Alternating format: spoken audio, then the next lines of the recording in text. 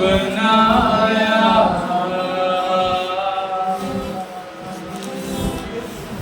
जिसने पृथ्वी बनाई,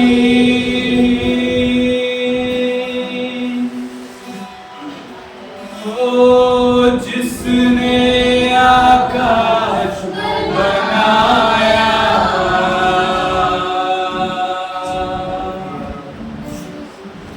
जिसने पृथ्वी बनाई,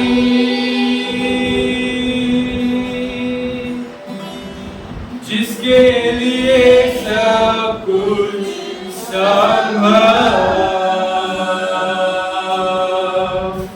वो यहोवा हमारे संग संग है। हो जिसके लिए सब कुछ संभव, वो यहोवा हमारे संग संग है।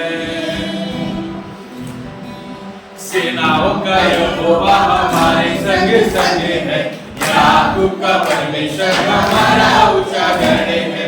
सेनाओं का यहोवा हमारे संग संग है, याकूब का परमेश्वर हमारा ऊंचा गढ़ है।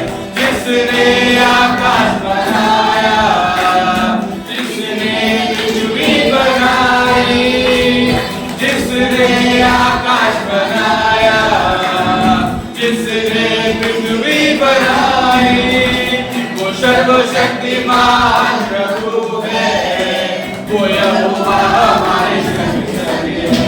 वो सर्वशक्तिमान प्रभु है, वो यहोवा हमारे संग संग है।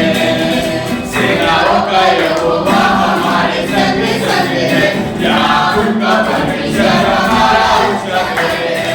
सेनाओं का यहोवा हमारे संग संग है, याकूब का परमेश्वर हमारा ऊंचा गढ़ है।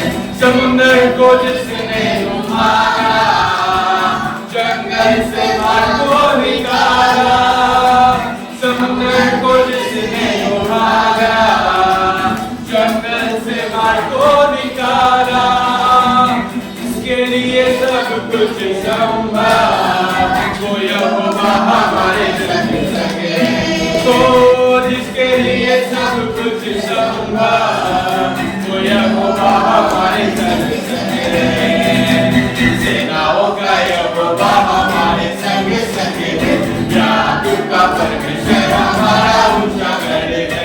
सेनाओं का यहोवा हमारे संग संग है, याकूब का परमेश्वर हमारा ऊंचा गढ़ है।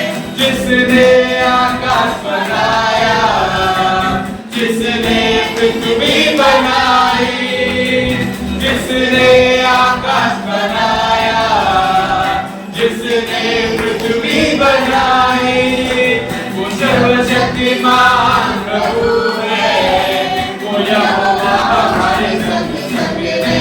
वो सर्वशक्तिमान प्रभु है, वो यहोवा हमारे संग संग है।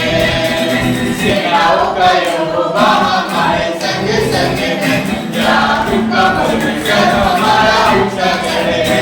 सेनाओं का यहोवा हमारे संग संग है, याकूब का परमेश्वर हमारा ऊंचा गढ़ है। लाजरस को जिसने जिलाया, कंकड़ी को जिसने बचाया, लाजरस को जिसने जिलाया, कंकड़ी को जिसने बचाया, वायदों को करता है पूरा, वो यहोवा हमारे संग संग है। तो जो वायदों को करता है पूरा, वो यहोवा हमारे संग संग है। सेनाओं का यहोवा हमारे संग संग है, याकूब का परमेश्वर हमारा ऊंचा गढ़ है। सेनाओं का यहोवा हमारे संग संग है, याकूब का परमेश्वर हमारा ऊंचा गढ़ है। सेनाओं का यहोवा हमारे संग संग है, याकूब का परमेश्वर हमारा ऊंचा गढ़ है। सेनाओं का यहोवा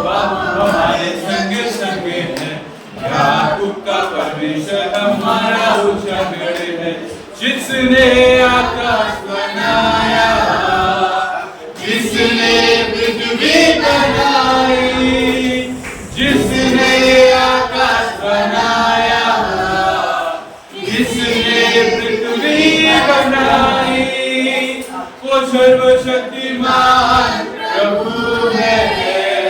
वो यहोवा हमारे संग संग है। ओ वो सर्वशक्तिमान प्रभु है। वो यहोवा हमारे संग संग है।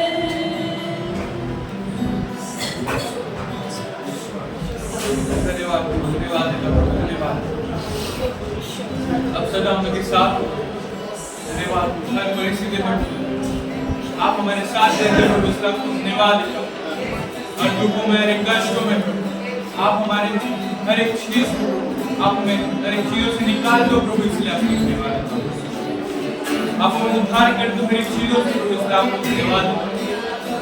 धन्यवाद प्रभु, क्योंकि हमारे आगे आगे आप चलने वाले ईश्वर, हमें सहायता करने वाले ईश्वर, सब समय हमारे साथ रहने वाले ईश्वर हमारे साथ है। आपको धन्यवाद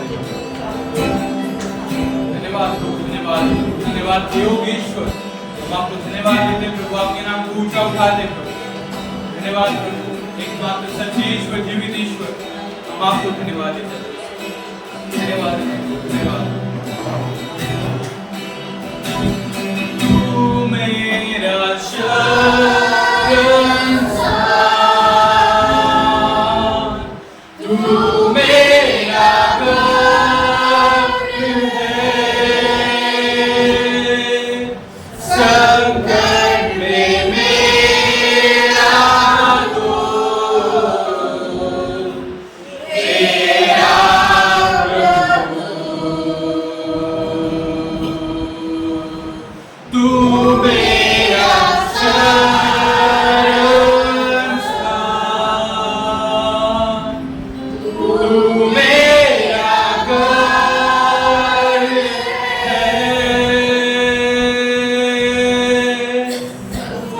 संकट में मेरा दोस्त, मेरा प्रभु।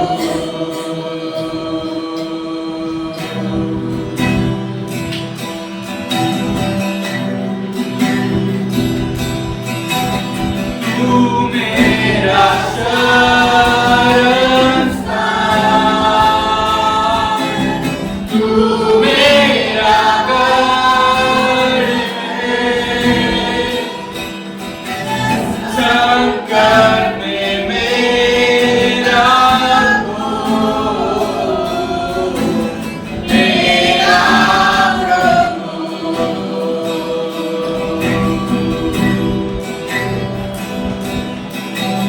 तू मेरा शरणस्थान, तू मेरा गढ़ है, संकट में मेरा दोस्त, मेरा प्रभु। आराधना करूं मैं पूरे दिल से, मैं तुझे ढूंढूंगा संपूर्ण जीवन में, तेरी सेवा करूंगा मेरी सारी चीजों से, मैं हूँ यहाँ।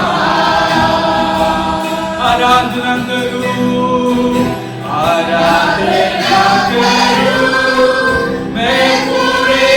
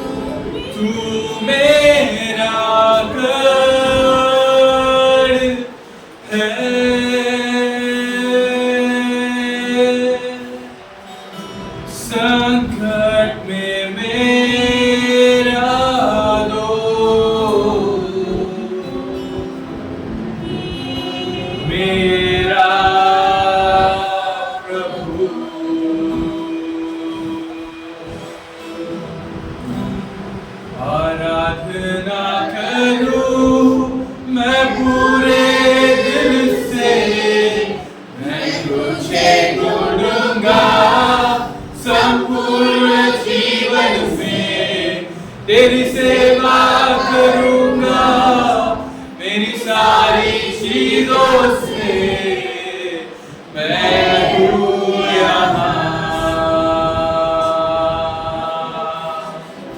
आराधना करूँ मैं पूरे दिल से मैं तुझे ढूंढूंगा संपूर्ण जीवन में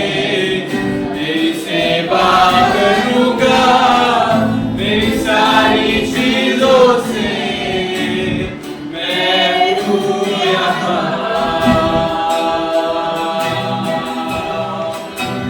मैं हूँ यहाँ प्रभु मैं हूँ यहाँ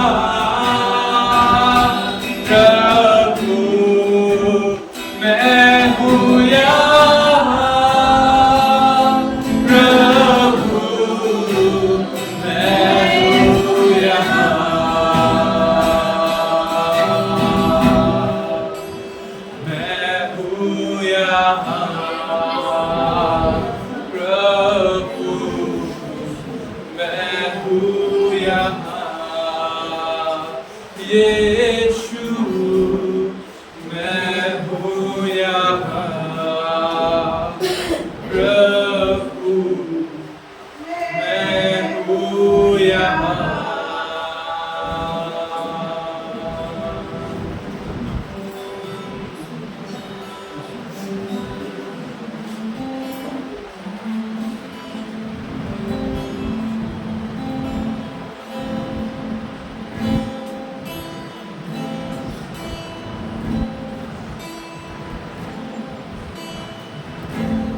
तेरी स्तुति आराधना करता हूँ मैं तुझसे प्रार्थना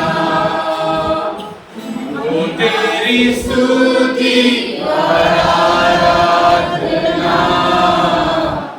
करता हूँ मैं तुझसे प्रार्थना महिमा से तेरी तू इस जगह को भी तू चाहे तू यहाँ पे कर हारे हालेलुया हालेलुया हालेलुया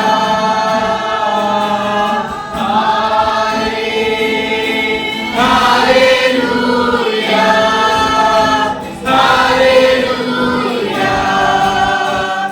हालेलुया ओ तेरी स्तुति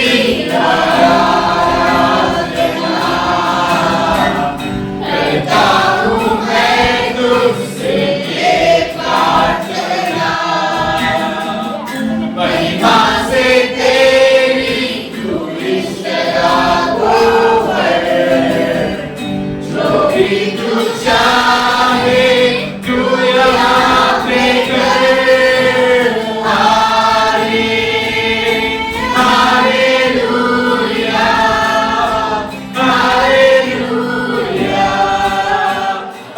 हालेलुया ओ हारे हालेलुया हालेलुया हालेलुया सारे जहां में तुझसा कोई नहीं तुझसे कोई प्रभु नहीं घुटनों में टेकूं बस तेरे सामने तू है मेरा प्रभु तू मेरा पिता हालेलुया हालेलुया हालेलुया ओ हारे हालेलुया हालेलुया हालेलुया करुणा से तेरी नयन दिखाता है ढल ढल कर मेरी मुझे बचाता है जब मैं पुकारूं तू दौड़ आता है जब मैं गिरूं मुझे उठाता है हारे हालेलुया हालेलुया हालेलुया ओ हारे हालेलुया हालेलुया हालेलुया पवित्र तू पवित्र तू पवित्र यीशु पवित्र तू पवित्र तू पवित्र यीशु हाले हालेलुया हालेलुया हालेलुया हाले हालेलुया हालेलुया हालेलुया धन्यवाद देता हूँ धन्यवाद देता हूँ आज के दिन और समय के लिए आपको धन्यवाद देता हूँ और एक बार सभी को प्रभु आपने अपने मोल में एकत्रित किया इसका आपको धन्यवाद देता हूँ धन्यवाद प्रभु यहाँ पर जितने लोग उपस्थित हैं सभी को आपके हाथों में देता हूँ आप सभी को प्रभु आज के दिन में छू लो प्रभु आपकी होली स्पिरिट में प्रभु तो अग्नि से भर दो प्रभु धन्यवाद प्रभु, हर एक जन के जीवन में आपके आश्चर्य काम को दिखाओ प्रभु। आज जो कुछ भी प्रार्थना विनती, जो कुछ भी निवेदन लेके आए हैं प्रभु, सभी लोगों की प्रार्थना विनती को आप सुन लो प्रभु। आज के दिन में वो जन यहाँ से खाली हाथ नहीं, लेकिन भर के वो जन ले सके प्रभु, आप सहायता करो। जब जाएंगे जन आनंदित के से जा सके, आप सहायता करो। हर एक दुखों को, हर एक कष्टों को प्रभु, हर एक दुविधा को, हर एक दर्द को प्रभु, उन लोगों के जीवन से आप दूर करना प्रभु। आज के दिन में रिवाइवल को आप दिखाना, की जीवन को आप सहायता करो। हर एक दिन को डिलीवर करना प्रभु, शैतान के कामों से, प्लानिंग से प्रभु, आज हर एक दिन को डिलीवरेंस देना प्रभु, आप सहायता करो। सभी लोग आपके हाथ में तो आशीष से भर देना प्रभु, ब्लेसिंग से भर देना प्रभु। आने वाले दिन में और भी प्रभु आपके करीब आ सके प्रभु, आपके नाम को ऊंचा उठा सके, आप सहायता करो। सभी लोगों को प्रभु आप देखो, संभालो, प्रोटेक्शन करो। हर एक बुराई से, तुम्हारी बीमारी से, हर एक रोगों से आप सभी लोगों को बचाओ। मेरा विश्वास है प्रभु, एकमात्र ईश्वर, सच्चे ईश्वर, जीवित खुदा प्रभु हमारे साथ हो प्रभु। कोई हानि हमें नहीं पहुंचेगी, क्योंकि यीशु मसीह आप सदा हम लोग के साथ हो प्रभु। इसलिए आपको धन्यवाद, धन्यवाद। इस सर्विस को मैं आपके हाथ में देता हूं, शुरू से अंत तक मैं आपके हाथ में देता हूं। रोज भी करेंगे, आपको महिमा मिले, आपको ग्लोरी मिले, आप सहायता करें। आने वाले समय में प्रभु आपके दास के द्वारा जो वचन उन लोग सुनने वाले, वचन सुन के प्रभु जिन्होंने हृदय में बात कर सके, मन को परिवर्तन देने वाले जितने लोग उपस्थित है, सभी के मन में बात कर सके, हृदय खोल दे सके, आप सहायता करें। धन्यवाद प्रभु, धन्यवाद देता हूँ। मेरा विश्वास है आपने हर एक प्रार्थना को सुना है, उत्तर दिया। ये प्रार्थना यीशु आपके नाम से।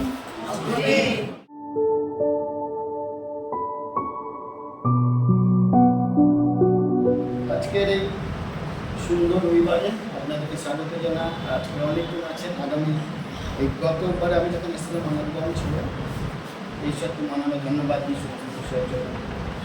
আমরা বাইবেল থেকে ঘটনা দেখব, মার্ক লিখিত সুসমাচার 10 অধ্যায়, মার্ক 10 অধ্যায়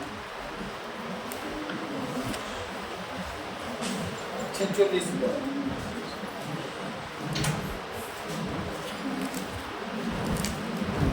যারা বার করতে পারেননি বার করুন, আমি একটা ঘটনা বলি, শুনতে থাকুন, পরে আমরা একসঙ্গে কথা বলব।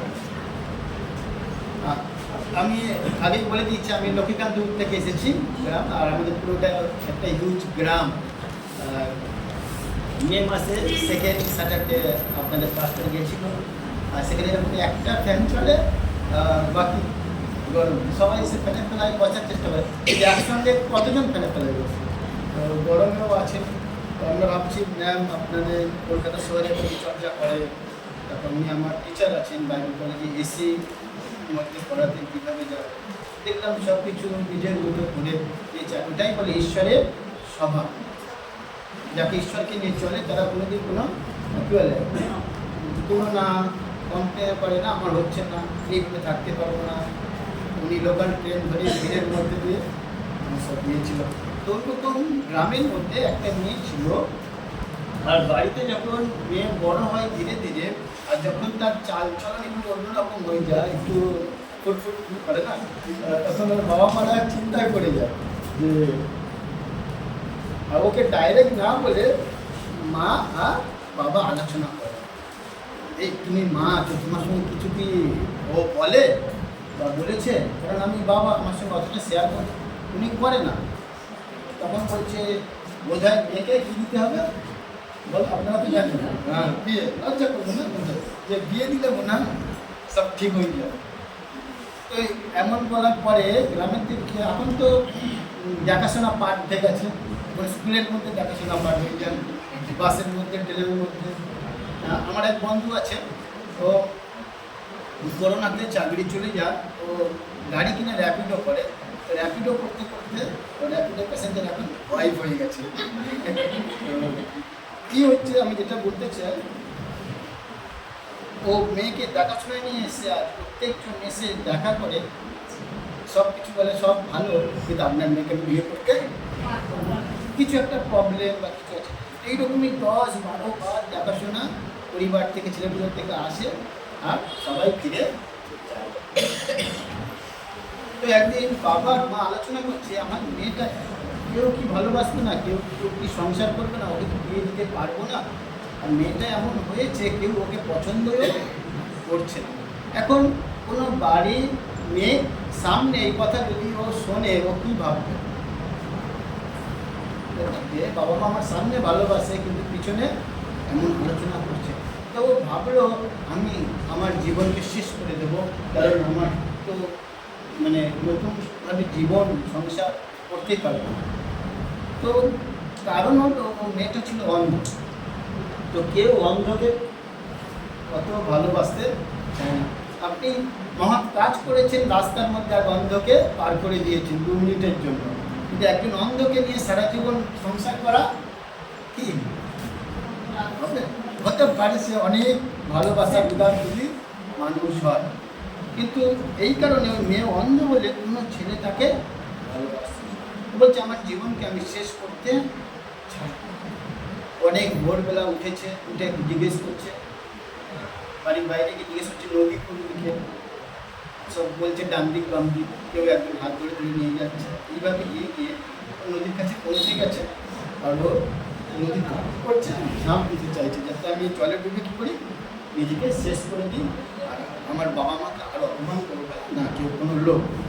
আর যখন ও ঝাঁপ দিতে গেল, আর সেই সময় একটা ছেলে ওকে ধরলো, আর যখন ধরলো ও বলছে আমাকে বাঁচাচ্ছ কেন?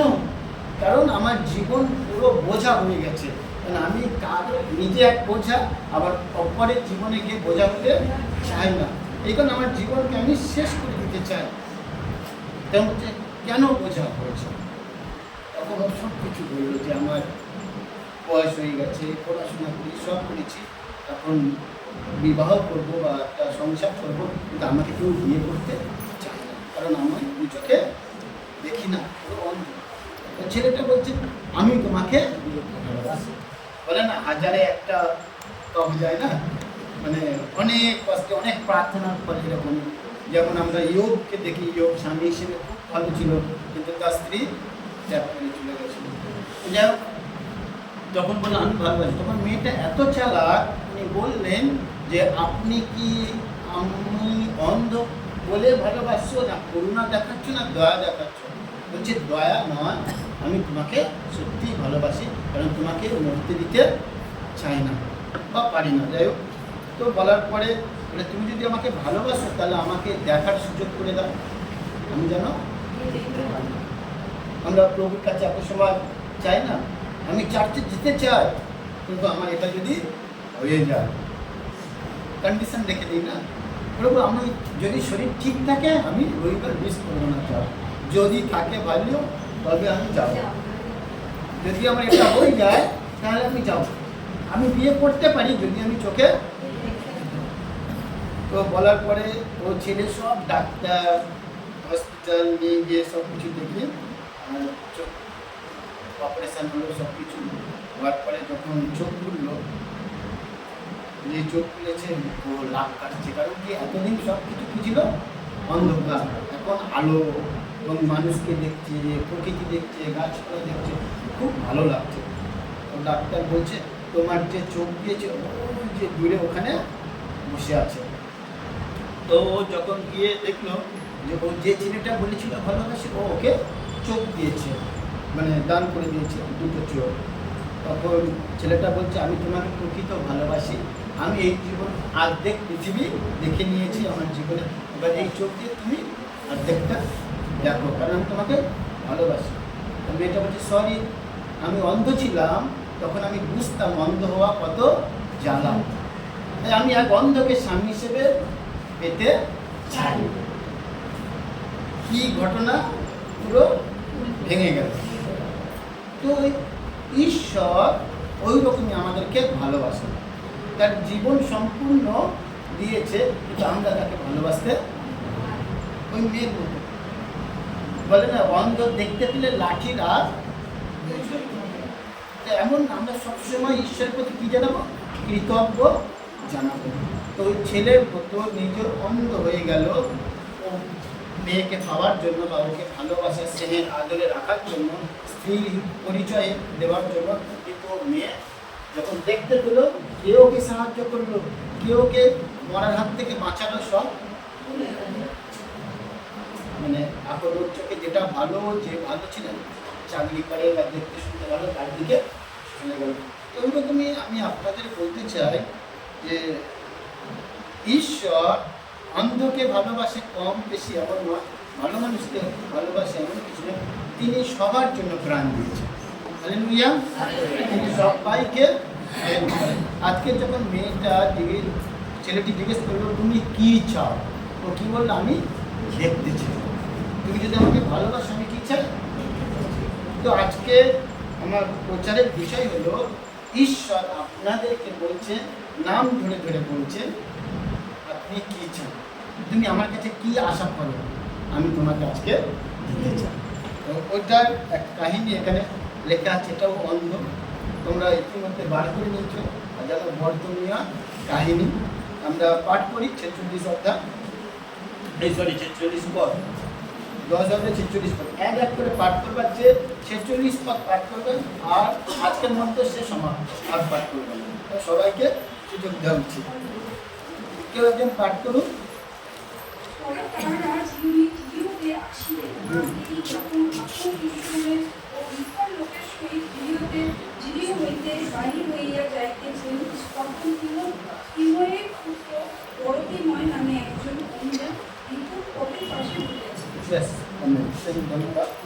দেখুন, যিশু যখন শিষ্যদের সঙ্গে যাচ্ছেন, শুধু শিষ্যরা নয়, যেমন উনি বললেন যে তার সাথে আরো 20 লোক যাচ্ছেন। আমি কালকে যখন কাজ থেকে ফিরছিলাম অফিস থেকে, একটা জায়গায় বিশাল বিশাল বিশাল বড় ফাংশন হচ্ছে, সো সেক্টর 5-এ, ঠিক আছে। সেক্টর 5 মানে মোটামুটি জায়গা, খুব ডেভেলপ জায়গা। তো যখন হচ্ছে দেখছি যে গায়িকা আসছে, যে গাইবে, সে যখন যাচ্ছে তার কালো কালো যে ড্রেস পরে বডিগার্ড ভিড় হচ্ছে, এরকম 10-12 জন। আর তখন আমি আপনাদের চার্চের কথা চিন্তা করছি, আমি বলছি যিশু যখন যেতেন তার 12 জন বডিগার্ড ছিল ঠিকই, কিন্তু তাও সে 12 জনকে সঙ্গে নিত না, কাউকে পাঠিয়ে দিত গ্রামে, যাও গাধাটা খুলে নিয়ে আসো, তাই না, কাউকে বলতো দিকে চলে যাও, আর তোমরা এখানে থাকো, আমি পাহাড়ে গিয়ে নির্জনস্থানে প্রার্থনা করি। কিন্তু যখন সেলিব্রিটিরা যায় দেখো অনেক বড়, তো কত লোক হয়েছে আমরা জানি না, ওখানে প্রায় 1000-2000 লোক হবে। কিন্তু এখানে কি বলছে, মানে গোনা অসম্ভব বিস্তর লোক, মানে প্রচুর লোক, আর তার সঙ্গে কিছু শিষ্যরাও আছে। আর যে পথ দিয়ে যাচ্ছেন উনি যেমন বললেন, সেই পথের পাশে একজন ভিক্ষা, আমি জানি না যে উনি সবসময় ওখানে বসতেন কিনা, কিন্তু মনে করে নিতে পারি যে আজকে যিশু যাচ্ছে, প্রচুর লোক আসছে, আমি যার কাছে ভিক্ষা চাইবো, 5000 লোকের মধ্যে অন্তত 4000 লোক আমাকে ভিক্ষা দেবে, হতে পারেন আমি আজকের অনেক ভিক্ষা পয়সা বা টাকা পয়সা পাবো, আজকে আমার অনেক ইনকাম হবে, যে প্রচুর লোক আসছে। সে হয়তো অন্ধ হতে পারে, কিন্তু কানে শুনতে পাচ্ছে পায়ের আওয়াজ, যে অনেক লোক কথা বলছে। আমরা ঘুমিয়ে থাকি তো, আর যখন করে ছেলেমেয়েরা কথা বলে ঘুমিয়ে ঘুমিয়ে বলি, চুপ না, দেখি না, কিন্তু আপনার ফোনটা এখানে আছে, যে ঘুমিয়ে ঘুমিয়ে কী করি, ফোন নিয়ে দিতে পারি, ঘুমিয়ে জলের বোতল জল খেয়ে নিলাম। এইরকমই ও অন্ধ আছে বর্তমান, কিন্তু যখন লোকজন হেঁটে আসছে, হচ্ছে আওয়াজ, হচ্ছে একটা ক্লাউড হচ্ছে, বিশাল চিৎকার হচ্ছে, আর সেই সময় ও ভাবছে আজকে আমার অনেক ইনকাম। কিন্তু আপনি যখন শুনতে পেলে, তার পরের পথ কি লেখা আছে, শুনতে পাইলো,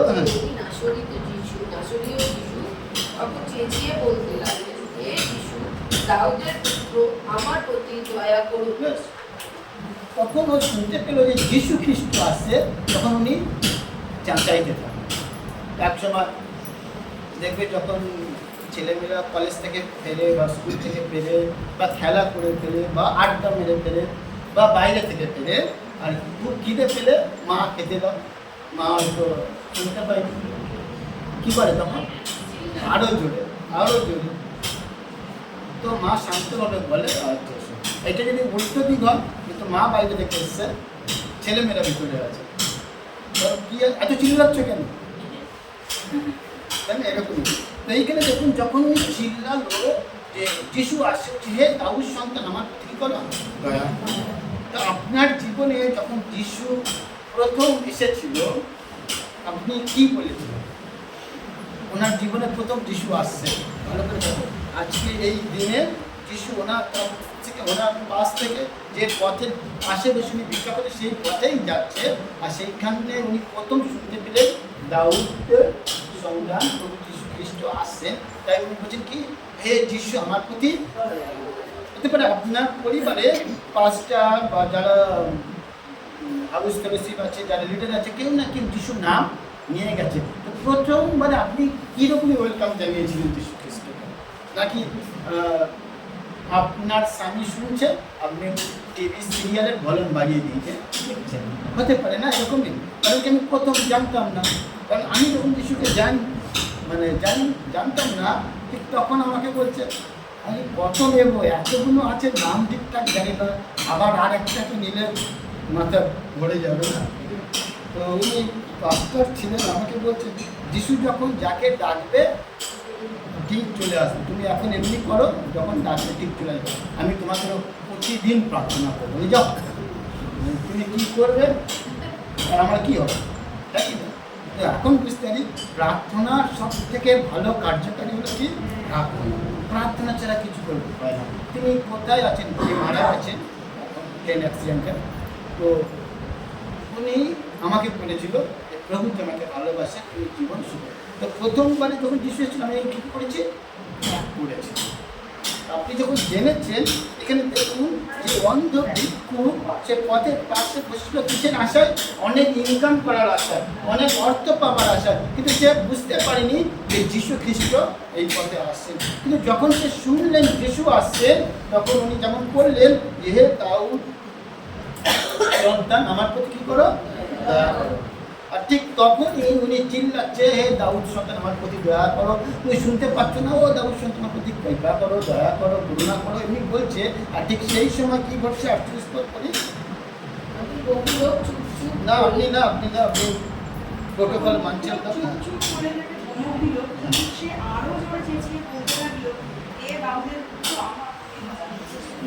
হালেলুয়া, এটা খুব ইম্পর্টেন্ট। আর আমার যত সুসমাচার আছে, যতগুলো চারটের মধ্যে মার সুসমাচার আমার খুব ব্যবহারিক ভালো লাগে। অন্যান্য ভালো লাগে এমন না, মানে মার্কের কিছু ঘটনা আমার খুব ভালো লাগে। আর বেশিরভাগ আমি যে কোনো চার্চে গেলে 2 থেকে 3 বার ওই চার্চে যাই, তো মাঠ থেকে প্রচার করি, তারপরে অন্য কিছু যদি সুযোগ পাই বা আবার আসি। এর আগে যখন আমি এসেছিলাম তখন দেখি পরীক্ষা হয়ে যাক না, কী প্রচার করেছিলাম, এখানে যদি মনে থাকে বলতে পারে, নাহলে আনন্দেতে আমি বলবো কী করেছিলাম।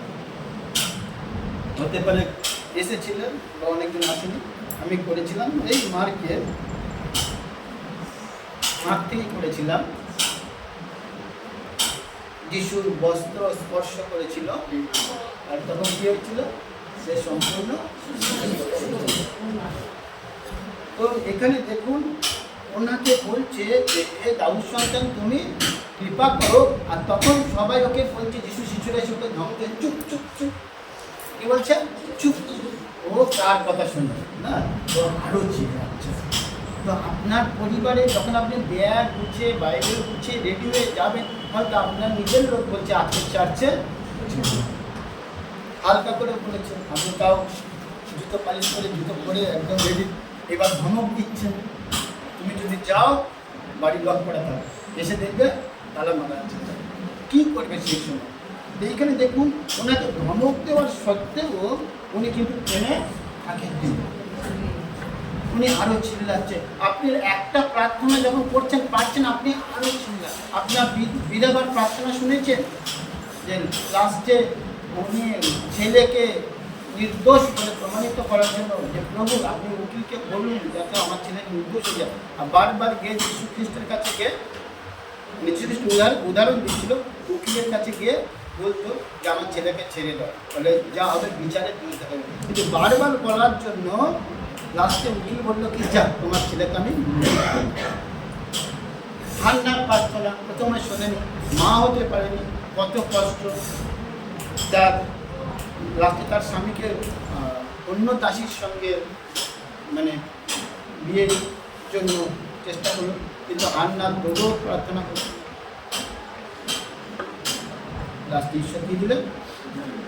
আপনি চিৎকার করুন ঈশ্বরের জন্য, কেন থেমে না থাকে।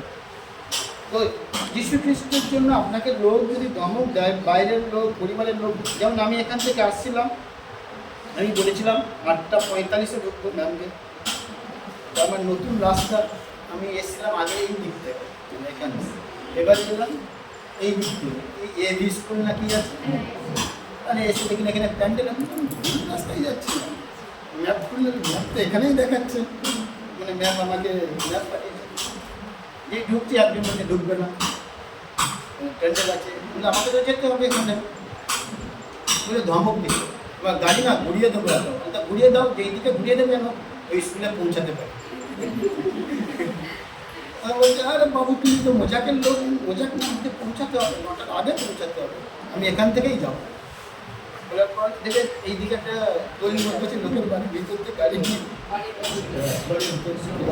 এই যে ধমক দিচ্ছেন আপনি, যে ধমক এটা আমি যেটা মনে গেলেন, এখানে এসে তো দেখলাম পুরো যাক 9টা বাজে, তো শুরু কে এলো না এলো আমার টাকা তাদের প্রভু 9টার সময় ওয়েট করে, হ্যাঁ কেউ 9টার আগে যেন এসে ঈশ্বরকে গৌরব হতে পারে। গাড়ি বাসে ট্রাফিক জ্যাম, আপনারা সময় নিয়ে পাবেন যাতে ঈশ্বরের বিয়ে আসতে পারি। তারপর দেখুন ওই যে ধমক দিলে আপনি কি চুপ থাকেন? ঈশ্বরের কাজে যদি ধমক দেয়, আপনাকে ধমক দিয়ে যদি বন্ধ করে দেন, আমি শুনেছিলাম পাস্টারের মুখে যে আপনাদের যখন চার্জ মানে একটু করে বৃদ্ধি পাচ্ছে, কোনো কর্পোরেশনের বাথরুম ছিল, ওয়াশরুম ছিল, সেই পাশে বসে সবাই করবে। অনেকজন ধমক সব বালতি জল নিয়ে যেতে পারছি না, হ্যাঁ এইখানে সবাই টয়লেট করছে, বাথরুম করছে, এইখানে এইসব হবে। যদি ওইখানে ম্যাম ওনাদের ধমকে চুপ করে যেতেন, আজকে আমরা এই জায়গা দেখতে পেতাম। এইরকমই ধমকে থামবেন না, আপনি যিশুর প্রতি সারা দিন। এইবার দেখুন 49 পদ করুন। তখন যিশু থামিয়া বলিলেন, উহাকে ডাকো। তাহাতে লোকেরা সেই অন্ধকে ডাকিয়া বলিল, ও হে সাহস করো, ও তো উনি তোমাকে ডাকিতেছেন। এখন প্রশ্ন যে যিশু যখন ওই পথ থেকে যাচ্ছে, হেঁটে হেঁটে যাচ্ছে, তখন কি ওই অন্ধকে দেখতে পাননি? নাকি না পেয়েছিল? আর যদি পেয়ে থাকে তাহলে উনি মনের ইচ্ছা কি উনি জানবেন না যে ওনাকে আমি কী করি দৃষ্টি দিই, চোখে দেখতে পাই? নাকি না উনি জানেন কিন্তু করেন। উনি জানে আমার জীবনে কী প্রয়োজন, আপনার জীবনে কী প্রয়োজন, তাও করছেন।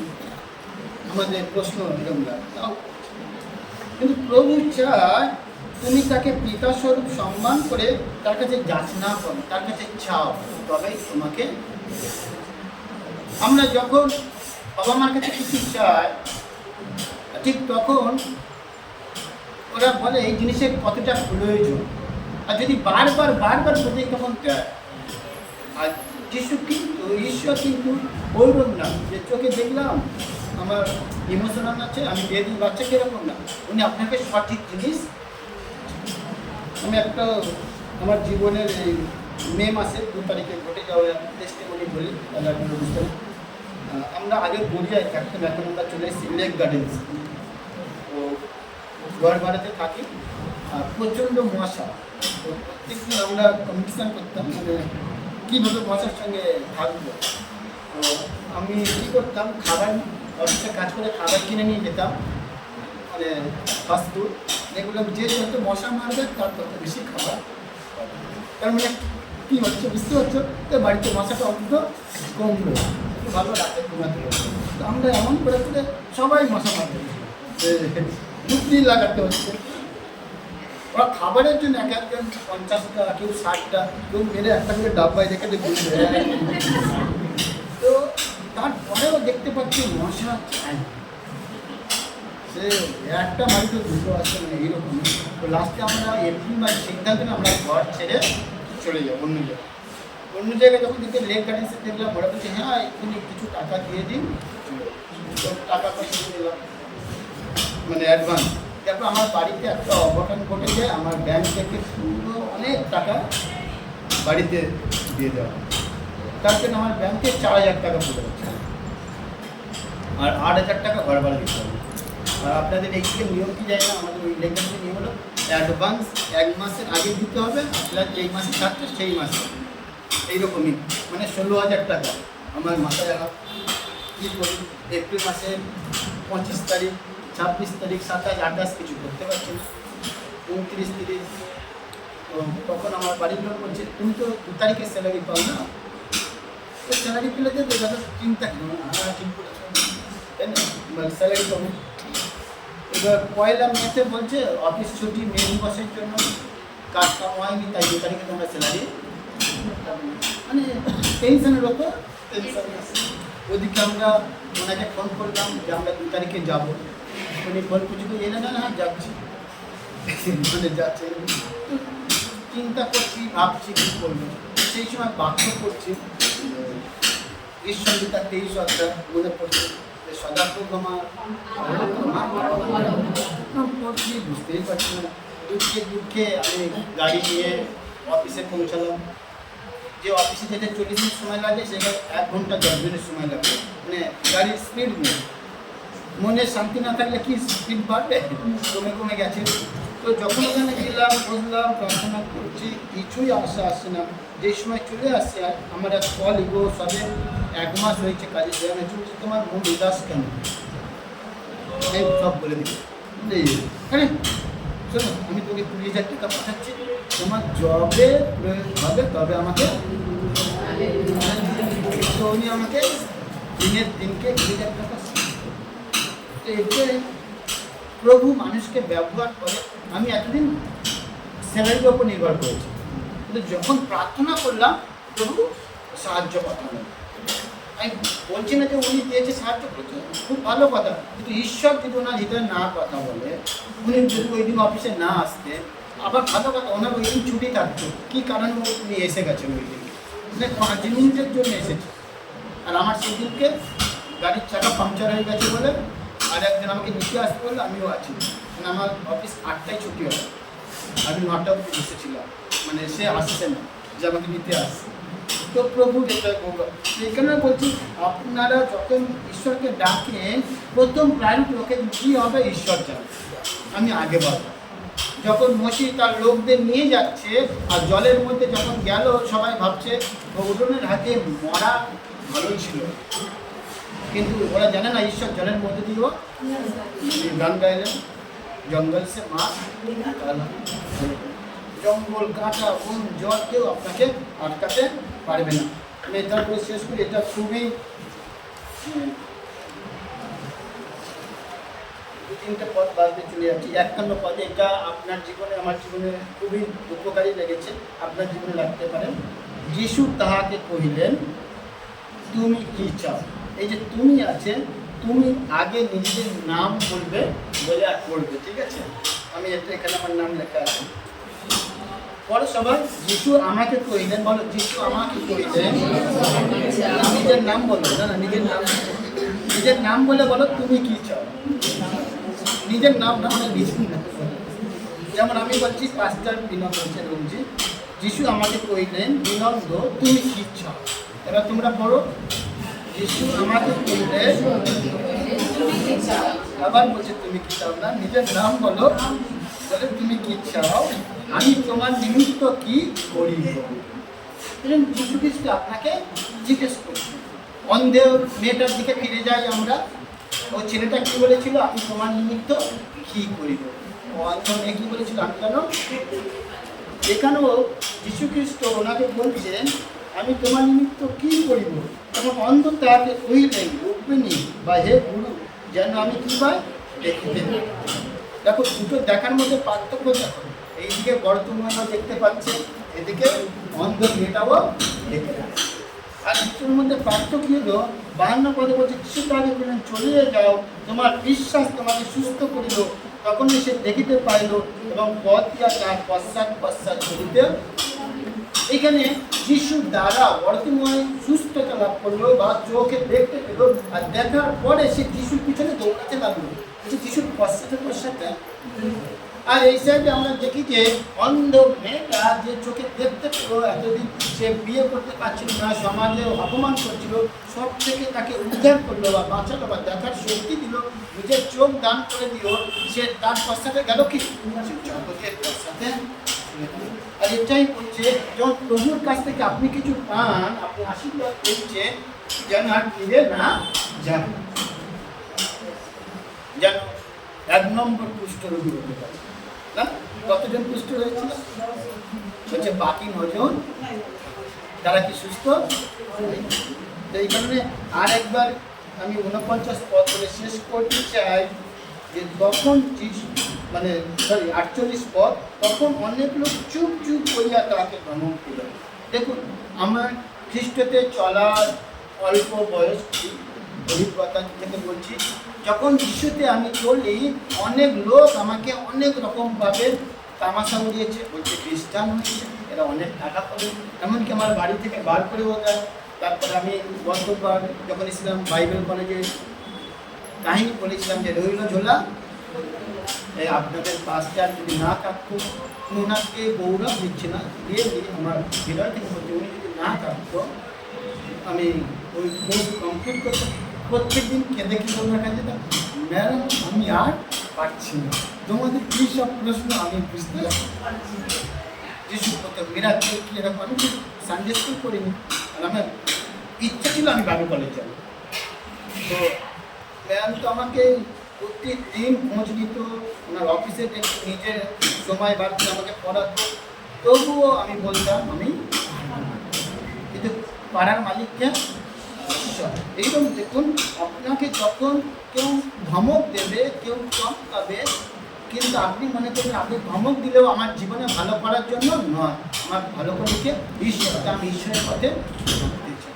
আপনি ইয়োবের মধ্যে দেখুন, ইনি খুব সুন্দর গান গাইলো, ভালো লাগলো, আমি ওনাকে প্রশংসা করতে পারি, আপনারা অনেকজন এসে প্রশংসা করতে পারি, আমাকে ওয়েলকাম জানেন, আমি খুশি হলাম, আমি আপনাদের ব্যবহারে অনেক খুশি হলাম।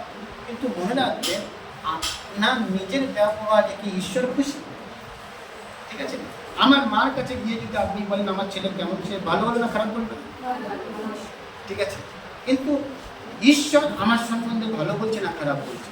আমার লোক তো সবসময় আমাকে ভালো হলো, আপনার লোক তো সবসময় আপনাকে ভালো হলো। সে মদ খাওয়ার স্বামী হলেও আমার স্বামী।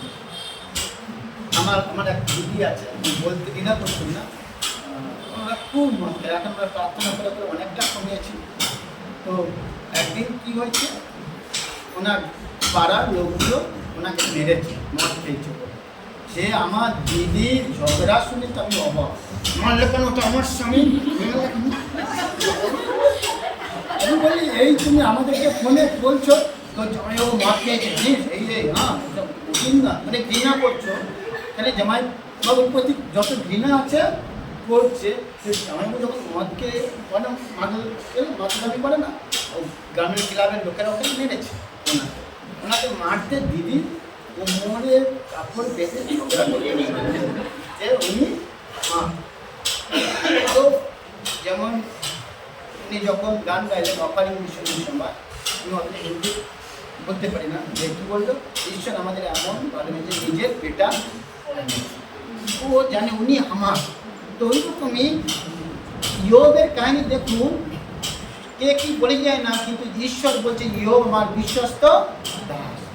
আপনাকে ঈশ্বর কেমন বলছে? এইখানে দেখুন, ধমক দেওয়ার পরিবর্তে সে কিন্তু থেমে, টাইটানিক জাহাজ নাম শুনেছেন, জাহাজ কোথায় ভাসে? আবার জলে ডুবে যায়। তো আমরা আছি জগতে, জগতে অনেক রকম কী বলে কান চুলকানি না কি কথা দেবে না, বলবে জামা ঘাসের মতো বাড়তে দেবে না, আছে না, তোমাকে অনেক রকম কথা বলবে, তোমাকে চেপে দেবে যাতে উঠতে না দেয়, যাতে যিশুর কাছে না যেতে হয়, চার্চ না যায়, তোমার জীবনকে ডিস্ট্রয় করার জন্য। যেমন ইউটিউব দেখবেন, গান, আমার তো এটা ভালো লাগে, এমনি করতে করতে করতে আরও ভালো লাগছে, আরও ভালো, চার্চের সময় হয়েছে আরও ভালো লাগছে, আবার নিয়েছি ফোনে চার্জে কখন চার্জ দেবো না, ওয়াশরুম যাবো এখন চার্জ দিতে চলে যাবো, ওয়াশরুম থেকে এসে আবার কি মানে কী হচ্ছে, যত ঘাটছেন ভালো জিনিস বার হচ্ছে, মানে আপনার ভালো লাগছে। একটা পাস্টার বলছে সব থেকে ধ্বংসের কারণ মোবাইল। তো এইরকম দেখতে দেখতে কী হচ্ছে, আপনার জীবন নষ্ট হয়ে যাচ্ছে। ঈশ্বর বলছেন আপনি জগতের বিষয় ভিতরে ঢোকাবেন। টাইটানিক জাহাজ যদি জল ভিতরে না ঢোকাতো, মানে ওই ছিদ্র থেকে না, ও কোনোদিন, তো আপনি যদি জগতের কথা ভিতরে ঢুকিয়েছেন আপনিও ধ্বংস হয়ে যাবেন। এইকে ধমক দিচ্ছিল, আর এই ধমক দেওয়ার সময় যদি ও ভিতরে কথা ঢুকে নিত যে আমাকে অপমান করছে, আমাকে ধমক দিয়ে থাক, আমি আর যিশুকে ডাকবো না, ও জীবনে দেখতে পেত কি? ঈশ্বরকে ধন্যবাদ দিন যে আপনার কাছ থেকে ঈশ্বর যাচ্ছে, মানে ঈশ্বরের লোকরা যাচ্ছে, আপনার জন্য প্রার্থনা করছেন, আপনি তাদেরকে কি ডাকছেন? কীভাবে ডাকছেন? আসুন না দিদি, আজকে আমি চার্চ যেতে পারিনি, অনেক কাজ ছিল, আজকে সন্ধ্যে আপনি আসুন আমাদের বাড়িতে, আমরা 10 মিনিটের জন্য প্রার্থনা করছি, আপনি এরকম বলতে পারেন। কিন্তু ঈশ্বর কোনোদিন আপনাকে যেতে যাবে না। এই অন্ধের তিনি মানুষকে ব্যবহার করবে, আপনার কাছে কেমন 10 বার বলা, 5 বার বলা, আপনার দিক থেকে যদি একটা হাততালি আসে আমারও ভালো লাগে না? যারা ইউটিউবার আছে না, প্লিজ সাবস্ক্রাইব করবেন, আমার ভালো লাগে। হ্যাঁ, ওরা কেন বলে? অনেক কষ্ট করে না। এটাই বলি, প্রভু আপনাকে ভালোবাসেন। এই অন্ধের মতো জগতের লোক ধমক দুঃখ চাই দুঃখ, আমি কার কাছে যাবো? ঈশ্বর কথা বলতে অনেক সময় লাগে, কিন্তু আপনি কোথায় যাবো? ঈশ্বরকে যাবো। যেমন মা লিখিত আবাসে মাকে শুনে বললাম না, আমি মা খুব ভালোবাসি, যদি ওই সময় বেঁচে থাকতাম ওনাকে জড়িয়ে ধরতাম।